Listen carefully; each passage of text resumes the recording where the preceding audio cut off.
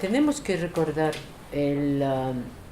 las palabras de Raymond Williams: no hay masas, solo hay maneras de ver a los demás como masas, porque la masa son ellos, no somos nosotros, nunca.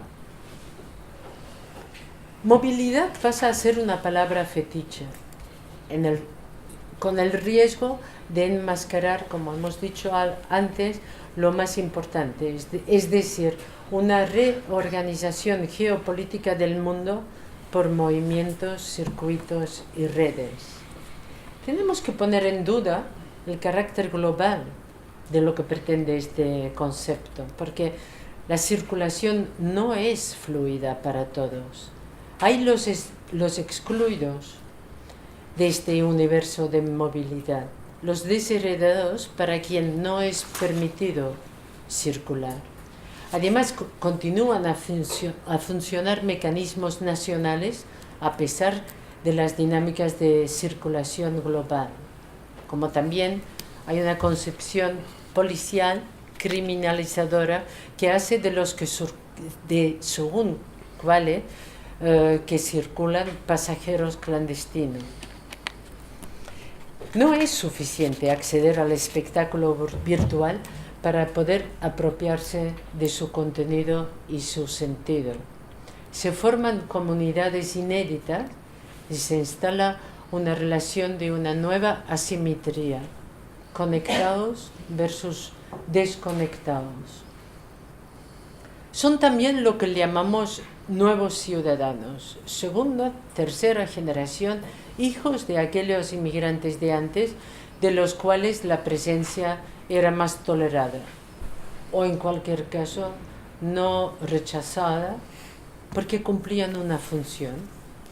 La cuestión de las nuevas generaciones se plantea precisamente porque con ello surge el tema de su inserción y de su integración. Son los jóvenes del extrarradio, responsables de disturbios que cuestionan nuestros valores. Estos nuevos ciudadanos reivindican una igualdad, una ciudadanía de pleno derecho, pero no hay lugar para ellos en nuestra sociedad. Y a veces, tal como llegan, los devolvemos, porque si les niega ser ciudadanos, se convierten en enemigos. Previa a cualquier inmigración existe una emigración. Los códigos cambian. El bagaje cultural, aquella reserva que nos permite dar sentido a lo que ocurre en el mundo, tiene problemas para acomodarse en un marco que no prevé esta acomodación. Diferencias culturales toman el relevo de diferencias sociales. Y con esto sale la tercera palabra mágica: diversidad. Y su mecanismo ambiguo de inclusión y exclusión, identidad y diferencia. Funciona como una categoría única para describir la complejidad de nuestras sociedades. No cuestiona nuestra capacidad de convivencia ni nuestra responsabilidad. Suplanta de manera silenciosa y casi abstracta problemas sociales por problemas culturales. La defensa de esta diversidad, entendida como búsqueda de una pluralidad, no a pesar de nuestras diferencias, sino gracias a ellas, contiene cada día más paradojas, porque a nivel práctico, en muchas ocasiones, el resultado es más segregación, más diferenciación y más esencialización. La gran ambigüedad del concepto de diversidad es que deja fuera la diferencia. La diferencia no es lo diverso es dado, como dice Gilles Deleuze, pero la diferencia es por lo que es dado. La diferencia se explica, pero tiende a anularse en el sistema en el que se explica. Es articular una norma, un absoluto que será la medida, el punto fijo de una relación a partir de la cual quedará definido el resto. Supone una fuente de evaluación, un punto de referencia. Y este punto de referencia nos hace cerrar filas y expulsar de lo que nosotros identificamos como diferente, impuro, anormal. Y el problema esencial en el ámbito donde circulan las referencias culturales es que el concepto cultura no es normativa y carece por tanto de una dimensión política, civil y programática. Esta carencia normativa permite que en nombre de la cultura se pueda legitimar y justificar un sinfín de iniciativas no siempre culturales.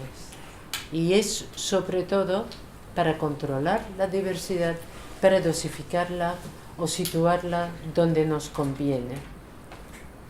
Porque lo extraño nos inquieta.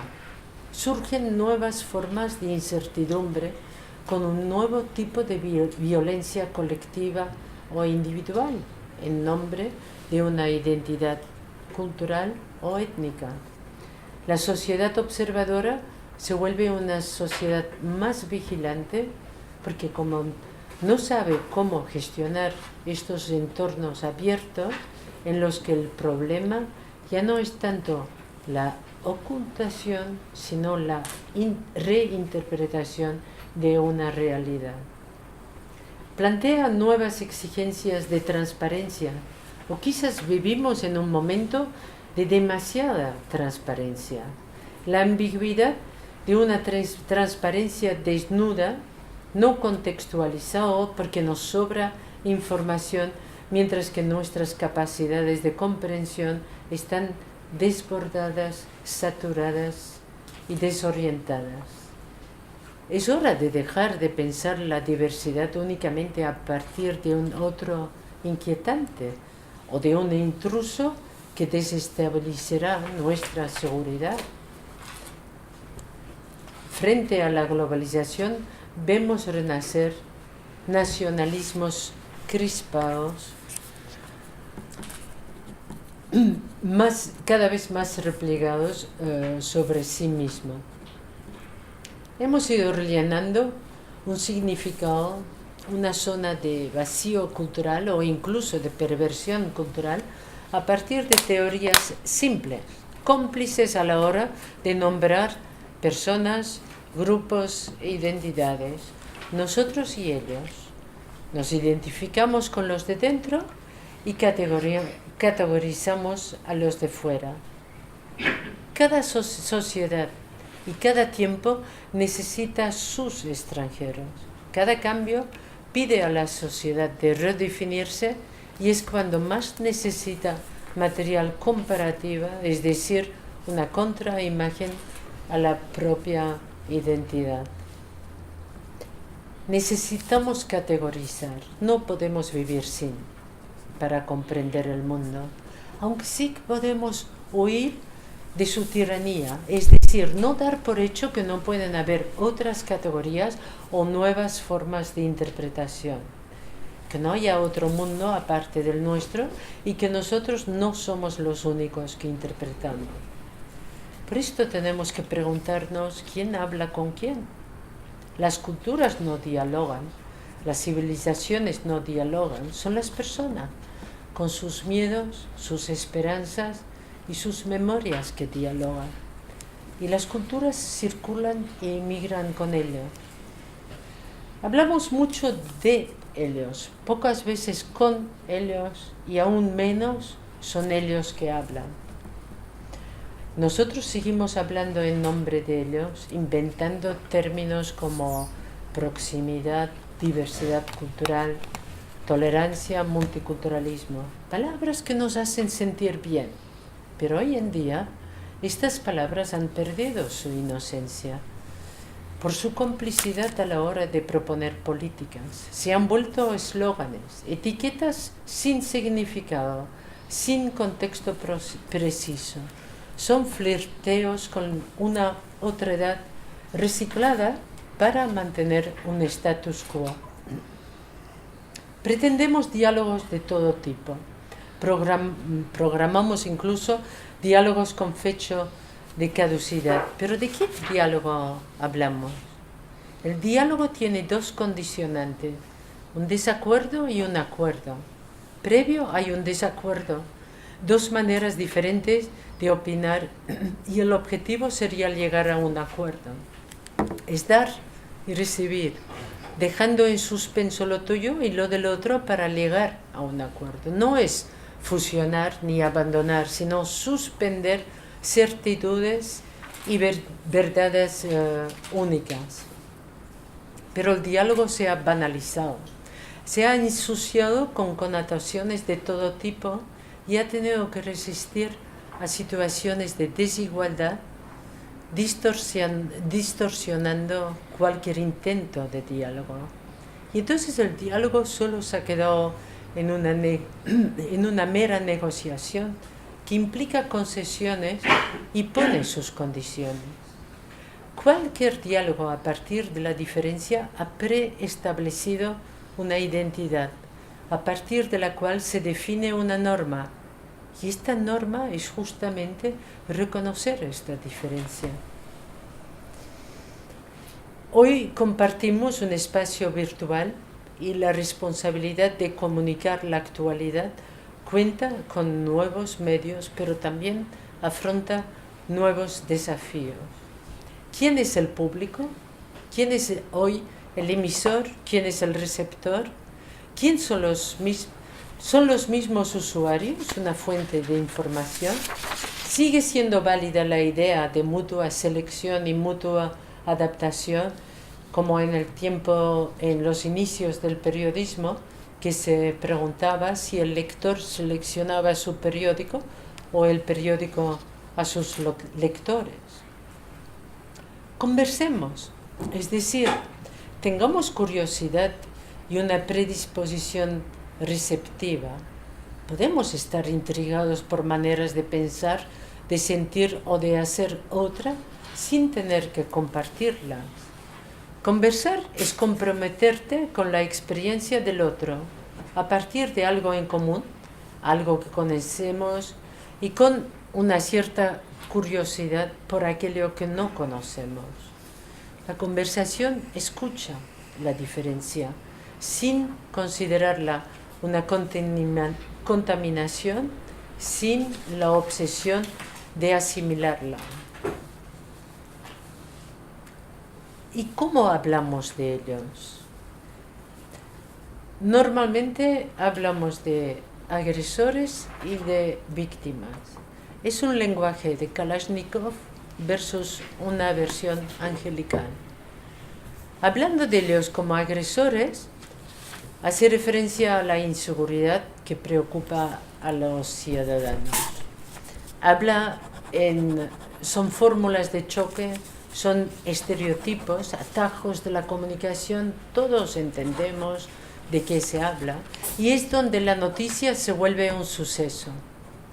Si la noticia es la información sobre hechos, en la mayoría de los casos recientes, de las que aún no tenemos una opinión, que nos asombran en el sentido de que queremos saber más, el suceso, más que un acontecimiento, se refiere a una interrupción o alteración histórica, social o político del curso normal de las cosas. El acento está en lo anormal. Y esto hace que el hecho se vuelva interesante. Se habla, por ejemplo, de los puentes que caen, nunca se habla de todos aquellos que se quedan de pie. Hablando de ellas como víctimas, no hay responsables directos. Hablamos de estos pobres con un tono pseudo-paternalista y da pie a una cierta militancia, pero también una idolatría, la figura del inmigrante ejemplar. Esto lo vemos al momento de las campañas electorales. Pero también en ambos lenguajes ellos son marginalizados en su exotismo, su miseria y su incapacidad de organizar su vida. Desaparece el individuo, se ignora y se define solo a partir de su pertenencia colectiva.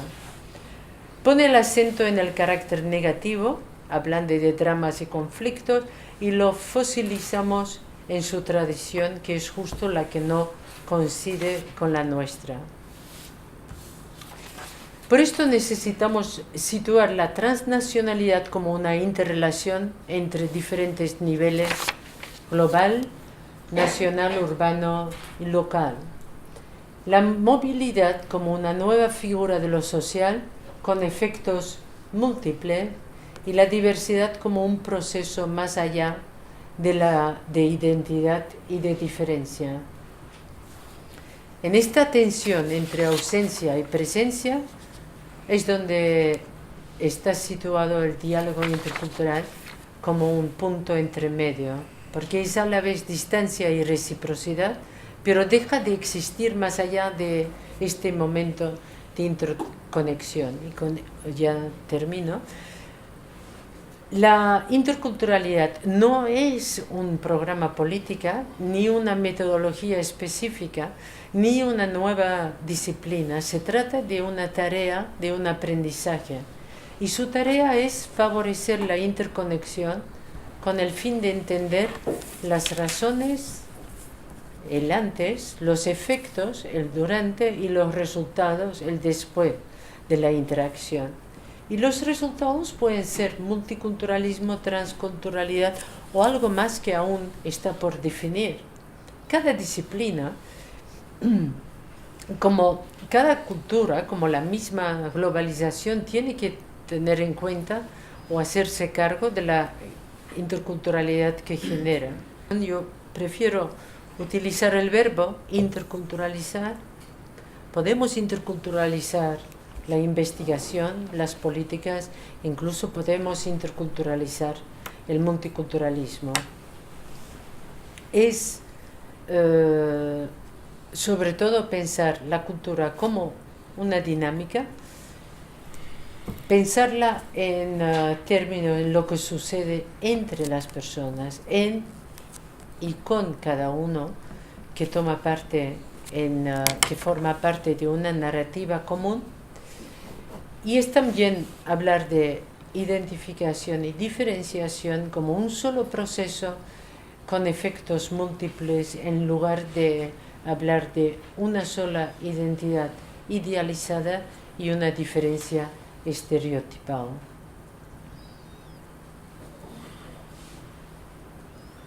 Termino aquí para respetar el tiempo.